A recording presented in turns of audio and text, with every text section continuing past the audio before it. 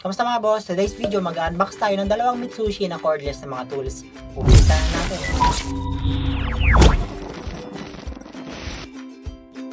Itong maliit na box ay cordless screwdriver na ML100B. Ito naman isa mga boss ay MLDZ12T. Combination to ng cordless screwdriver and drill set na may 12 volts ang power. Buksan na natin sila mga boss, tingnan natin yung mga slips na kasama at check natin kung gaano sila kalakas sa mga small projects natin. Unahin natin buksan mga boss itong Mitsushi ML100B. Meron siya kasamang user's manual at micro USB cable para sa charging niya. Itong variant na kinuha ko yung pinakamadaming accessories. Tingnan natin yan mamaya.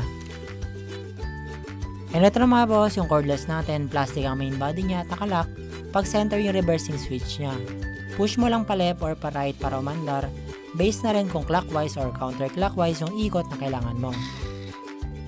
Merong built-in na LED sa harap na umiilaw kapag pinipress mo, sabay sa ikot ng cordless natin.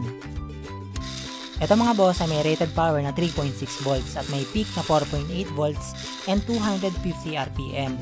And yung battery niya ay meron siyang 1200 mAh na battery, non-removable yan. Pwede mo rin i-convert from L-type to straight type na forma. Push and twist lang dito sa taas tapos rotate mo lang dahan-dahan.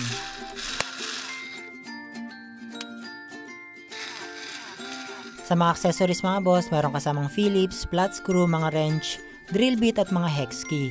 Sa mga wrench mga boss, meron dito 12mm hanggang 5mm na mga sleeves.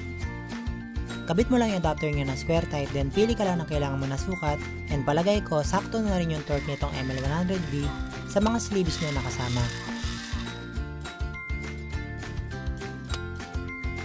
Ngayon naman mga boss, testing tayo sa mga screws at ayos na rin siya para sa mabilisang baklas kabit. Lalo na kung multiple yung screws sa project mo. Pero sa drill nitong ML100B natin, ang kasama lang ay standard na drill bit.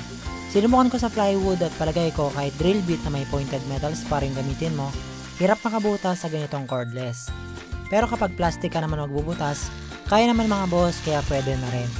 Hindi na rin ako masyado nag-expect dito dahil tawag talaga dito ay cordless screwdriver na naman talaga siya.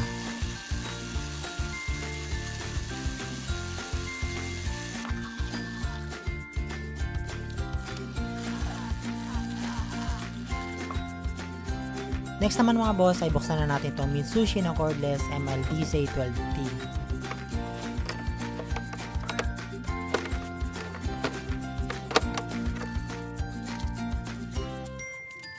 Una ko napansin dito mga boss ay itong panukat o metro. Siguro freebie lang niya ito.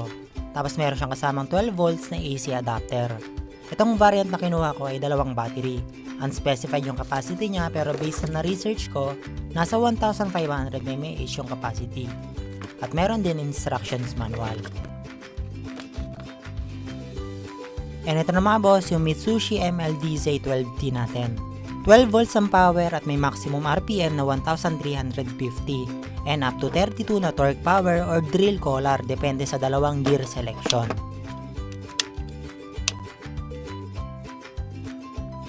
Kapitan natin yung battery, plug and play lang dito sa baba at same lang ng kanina, naka-stop or lock kapag gitna and push mo lang pa left or right para sa clockwise or counterclockwise na rotation.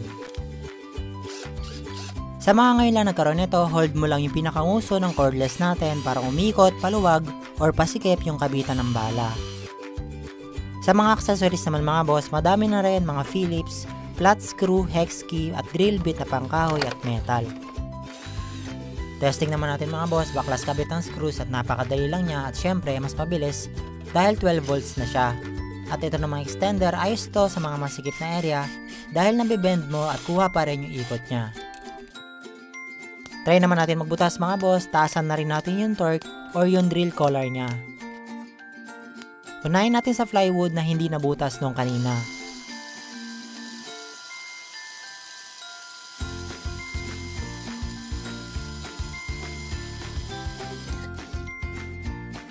And ayan mga boss, dito sa 12 volts na cordless natin, basic lang sa kanya at naka gear 1 pa lang tayo niyan. At syempre, subukan natin sa kahoy mga boss, lipat din tayo sa gear 2. Meron ako dito 3 magkakaibang grado ng kahoy na bubutasin natin.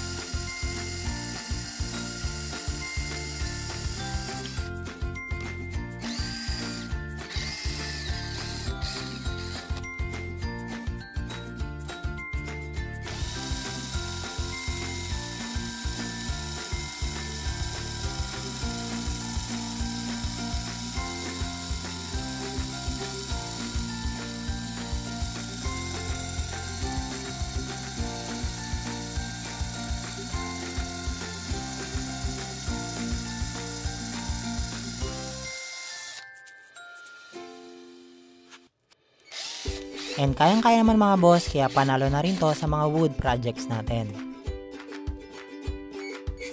Ito namang sunod sa semento mga boss. Kaya rin butasin kaya pwede na rin to, lalo na sa mga kailangan maglagay ng wall plug or tocks katulad ng sabitan ng picture frame.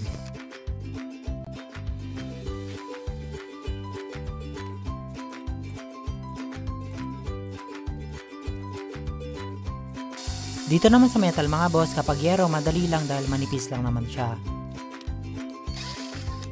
Pero kapag mismong bakal lang, masasabi ko lang, nakakangalay siya sa kamay kasi medyo matagal makabutas, pero kaya naman. At yung drill bit na kasama ay hindi ganun katibay, parang after magamitin ng isang butas, palitan mo na agad, kaya mas maganda, bilhan natin ang quality ng drill bit.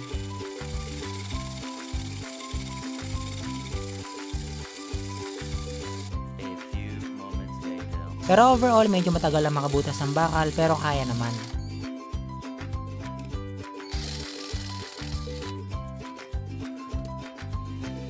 At itong panguli, binilan ko ng converter para panglagare.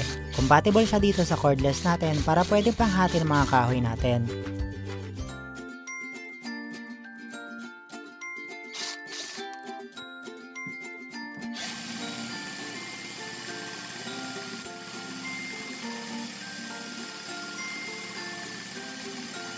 Nalobat na yung cordless ko niyan, pero based on my experience, parang kasing bilis lang niya maghati sa manual na paglagare. Pero ayos na rin para less pagod, lalo na kung madami kang puputulin ng mga kahoy. So ayan mga boss, sulit na rin yung ganitong tools natin. Bukod sa budget friendly, mas convenient din magkaroon ng ganitong tools, especially sa mga small projects or DIY home improvement na applicable dito. At salamat kayo sa panonood, huwag kalimutan mag-subscribe, like, and follow para mapanood nyo agad yung susunod natin mga uploads.